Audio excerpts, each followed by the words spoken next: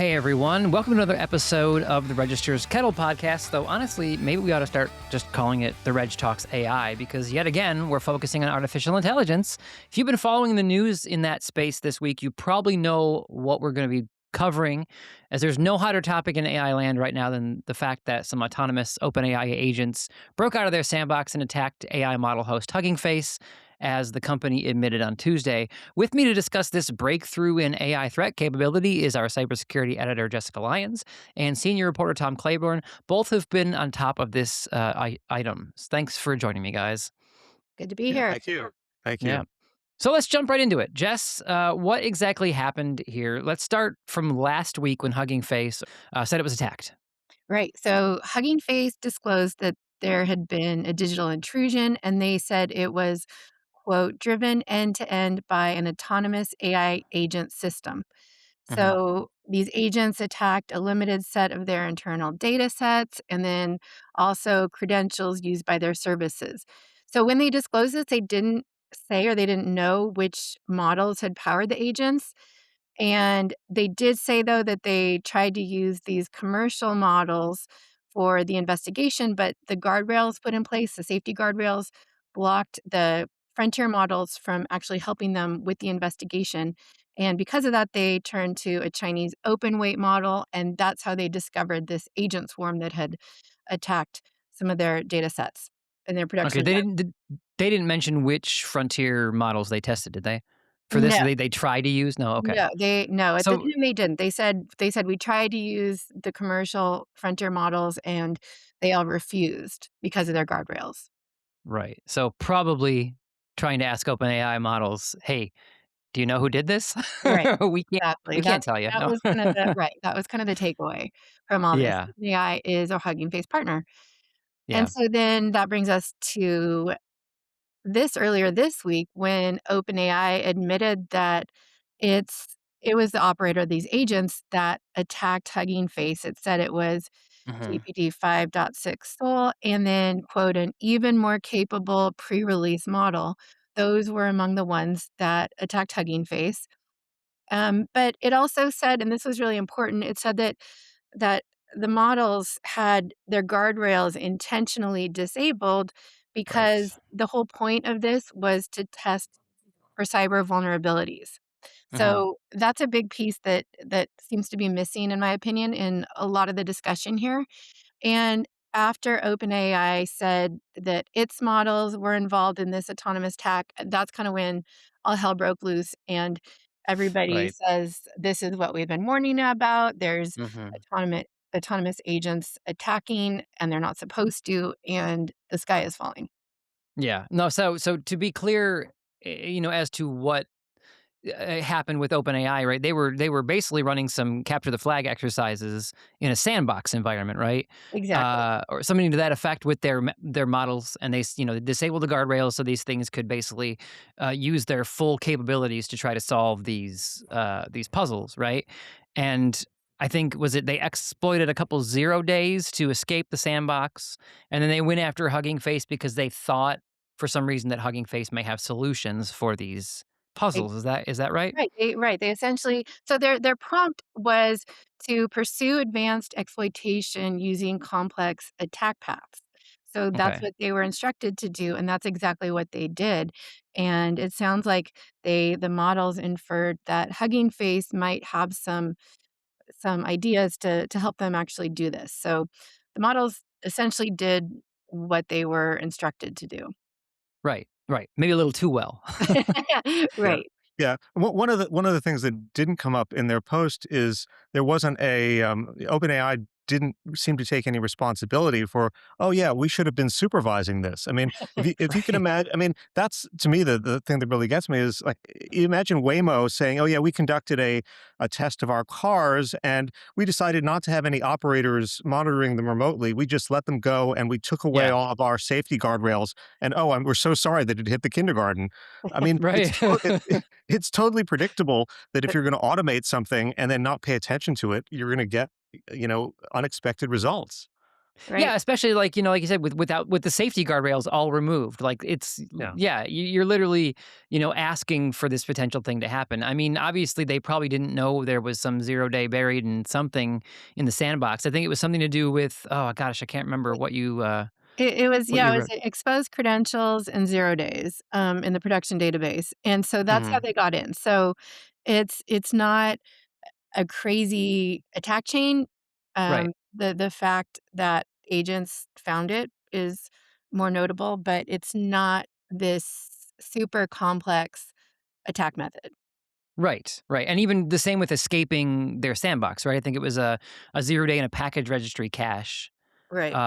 Yeah. that allowed them to escalate privileges, move laterally, and find eventually a node with internet access, which they Mhm. then used to get out. So nothing, nothing groundbreaking here. But like Tom said, if you put an autonomous car on the road, remove all safety guardrails, you can't be surprised when it then kills a bunch of children.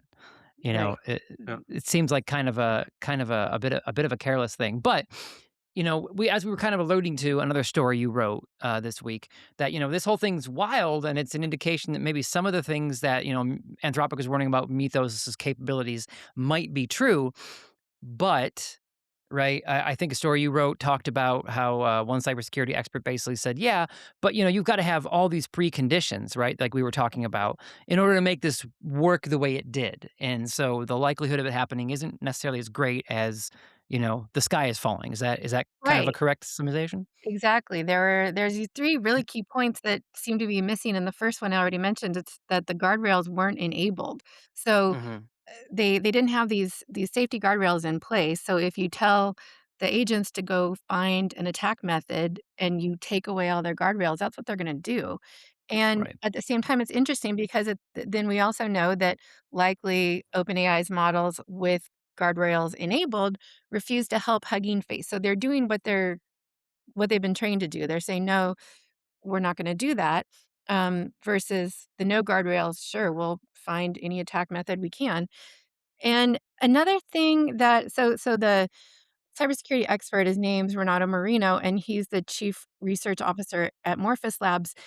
And he pointed out something that we've pointed out. I know Tom has written a lot about this, so have I, that AI companies touting their models, autonomous bug hunting and exploit finding abilities also is kind of a marketing win for them. It shows Right. how powerful they are. So OpenAI doesn't really lose anything by saying, "Oh, yeah, it was our models that powered these agents doing the attack." Right, because I mean, especially if everyone's freaking out about, like you said, the sky is falling, right? They can be like, "Yeah, and it's And us who did Right. it," right? Like, right, Right. and And our be able agents to are good defend enough. it against it. it Yeah, also it also Yeah. drowns out the message you get from a lot of the open weight models, which is that yeah, we can do this too. And there have been a number of people who have demonstrated that you know Mhm. relatively less capable models, whether it's Opus 4.7 or GLM 5.2 or or KME 3, they can all of them can do this kind of bug hunting.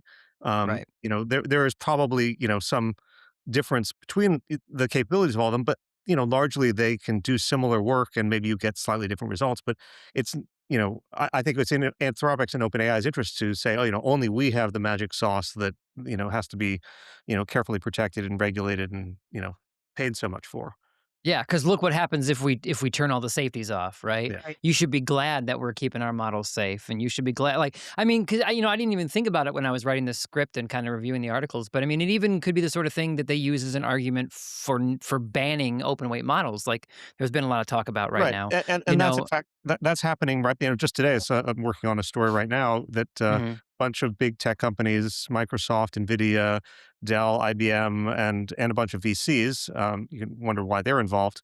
Uh, they want their investments to be saved, but they're coming to the defense of open weight models and asking the U.S. administration to take care in their regulation and to remember that, just as open source software was a boon to the industry, having open weight models is also going to be really helpful because you can, inspect them and test them, and they, lead to they raise all boats, so to speak.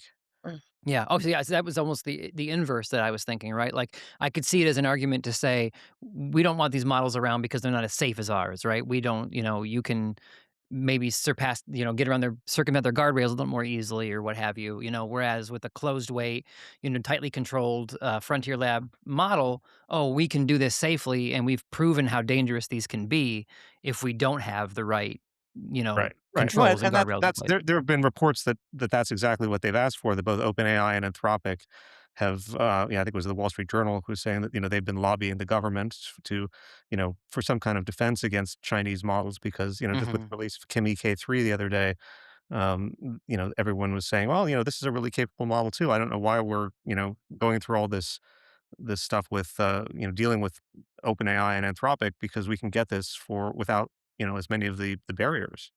Yeah. Yeah. I mean, it's so that's it makes me wonder really, you know, speaking of these open weight models, like Tom, you wrote this week, talking about specifically, I think you were focusing more on how, Hugging Face was forced to turn to these Chinese open weight models in order to deal with this break in because the Frontier Labs models basically wouldn't let them, right? You know, does that kind of imply that there is a certain risk to these open weight models that they aren't going to block? I think certain Yeah, exploit commands and stuff. yeah, there is, and I think ultimately we're all going to have to get used to living without guardrails because there's a whole community out there of people who work on what's called model obliteration, which is removing guardrails. And Hmm. all the security researchers that I've sort of talked to about this, they all either try and get into these programs to have access to the unprotected models, or they work with open weight models that don't have these guardrails because they can't do real security work. Um, with all this stuff in place. And I've, Right. seen people, actually try and work around these guardrails, in terms of the way that they prompt to not trigger the refusals. And, we all like to think that, oh yeah, guardrails will help us, but ultimately the guardrails can be removed. Yeah. And so we should be thinking about, how do we, deal with that, and how do we protect ourselves if we assume these models are, totally unprotected? Because someone somewhere will be able to if it's not us, it'll be the North Koreans using an obliterated version of, Kimi K3 or whatever to conduct attacks. Yeah. How robust are I haven't really worked with many open weight models. How robust are the guardrails that are built into them? Are they more easily circumvented than OpenAI and Anthropics? I mean, yeah, because you have access to the model. I mean, Hmm. the the I can't speak to actually how long it takes to totally remove them, but there are a number of people who, there's a whole community out there that's devoted to that, and they've done it successfully, and there's no reason why you can't reverse a lot of these operations. So Right. put a protection in place, you can take it off. And that may not be commercially viable. You may not want to run an unprotected model in a commercial environment, but there are going to be people who are doing it on their own. And we need to have procedures in place to deal with that. I mean, you can't just say, "Oh yeah, we're going to put a guardrail up, and no one's going to be able to generate child abuse images with this." Well, people are going to figure out a way to do that, and the restricting the models is not the way you're going to catch these people. Yeah, totally. I mean, that also kind of brings up another interesting story that I saw this week. There was a bill introduced in the House this week to give the Department of Homeland Security the right to basically throw a kill switch on all these models. Right, if there was something they deemed dangerous, they could just contact the company and say, "Hey, you need to pull this." And it was directly in response to this whole OpenAI Hugging Face mess that we were in this week. I mean, does this further, point to the fact that, hey, these open weight models are going to be far more valuable in the long run because, they're not going to be under the thumb of DHS who can simply say to OpenAI or to Anthropic or to Google, shut this thing down. We don't think that it's Right. I it's mean, worth the yeah. risk. Yeah, I mean, what company can you think of that's going to want their, some critical system to just have an arbitrary off switch that someone can, disable at some point? I mean, people will just run this on their own infrastructure, and you'll never know. I Yeah, mean, I mean, and we've seen plenty of instances of the Trump administration being a bit capricious with how they treat tech companies, right? All they've got to do is get pissed at the right one and say, "No, that model's not safe. You're going to shut that down because we say you have to." I mean, Right, it yeah. doesn't really, doesn't It bode well for the industry. it really introduces politics into this too, like we have Hmm. seen before with Anthropic.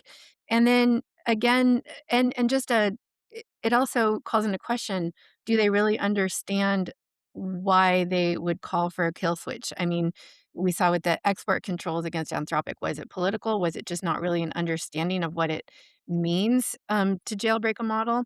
Hmm. And at the same time, we do have the same lawmakers telling these AI companies to push back against kill switches that other countries wanna impose, but Right. we wanna keep it open for the American government to ensure that there's a kill switch. It seems like it just really makes much more of a political mess of the whole situation. Yeah, I mean, it kinda, it makes me wonder again, right? Like, if I think Tom, you ended your story about the open weight models basically saying OpenAI said that it had invited Hugging Face into its trusted access program so the company could use its most capable models. Chinese AI companies, meanwhile, have invited the whole world, right? It just kinda makes me wonder if this is the sort of thing where, America has been a tech leader in so much stuff for so long, right? Some of the biggest tech companies in the world are headquartered here. We're the ones who have the Silicon Valley. You know, is China just going to be ahead of us on this? Right? They're releasing all these open weight models. Is that it? Are they going to eat our lunch with this? I mean, yeah, I think so. I mean, I think that the model that the U.S.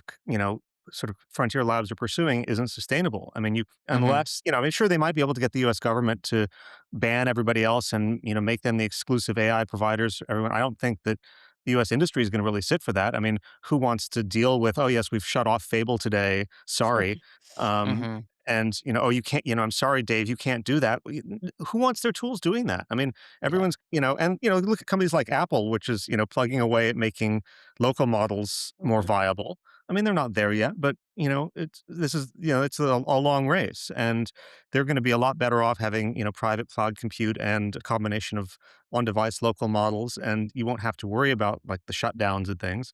I mean, I think there will still be a place for these very high-end cloud models for certain kinds of applications. Maybe you Sure. get an exploit quicker, but it's ultimately not a appealing proposition to customers to come and pay really high prices and have no choice, and we can just dictate terms. That doesn't work Yeah. for people. Yeah, I mean, it really kind of feels a lot like the heavy-handed control of industry that the United States accuses a lot of other companies or countries of doing, right? Like, oh, the EU is too hard on its companies, too hard on our companies. China's got its finger in all the pies, and they have so much control over their industry.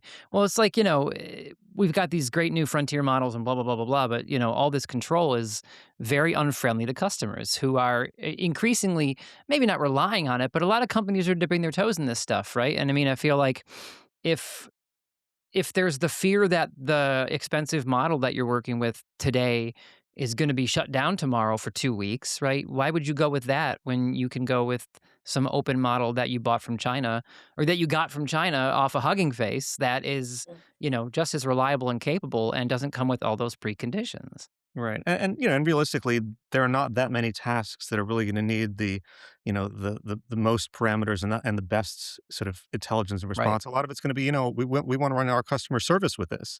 And Yeah. we Mhm. can do this with a relatively, less powered model that's not, coming with all these restrictions. And Yeah, if China specially is the one, trained. Yeah. yeah, if China is the one that's offering that, I think a lot of people are going to go in that direction. I mean, maybe the U.S. Security establishment can't do that, and they're going to have a special deal. And it sounds a lot like OpenAI and Anthropic kind of realize that, like our only business is going to be high end government stuff, and we're going to be able to promise these kinds of exclusivity and whatever the requirements are. But does everybody else need to put up with that? I don't think so. Well, and then on Yeah. the flip side too, if it's a real safety and security concern, attackers aren't going to be using the frontier models, they're gonna be using the open No. weight models, so and you can't put a kill switch on those. Yeah. So, it's not going to prevent this major autonomous attack because it's more likely that that's going to come from a much more easily accessible and a lot less costly open weight model. Yeah. Right. Yeah, right, like, the first big one might have been a frontier model, right? But there's again, right, Right. we've seen plenty of open weight models have the same capabilities of Mythos, and whatever, secret model that OpenAI is working on that probably did a lot of this, it's probably not unique in its capabilities either, so it's Yeah. not even like there's not even less risk to think about attackers using these open weight models. It's not like they're less capable. Right. I mean, like, the only sort of winning move for companies that are worried about being attacked is to have, sort of the least costly but most capable model constantly probing their system and, checking for vulnerabilities and ensuring that updates are applied as soon as possible Hmm. because, you know, the attackers are going to be doing the exact same thing. And you can't Yep. just, sit back and say, oh, well, my expensive contract with Anthropic will protect me. I mean, it's that that's gonna be a big budget line item right there.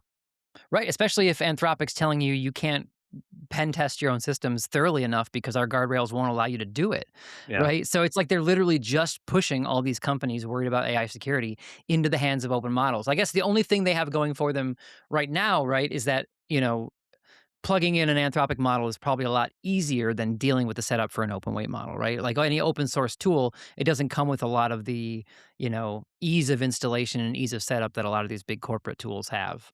right, right. But, I mean, if you're a big company, you can have an IT department that can figure out Oh, how to Yeah. run Open Router or something that allows you to sure. switch easily between models, and I think that's ultimately, every harness is gonna have some means of really easily swapping models out because you're not gonna wanna be stuck on one, and there are a lot Right. of reasons to go with specific models for specific applications.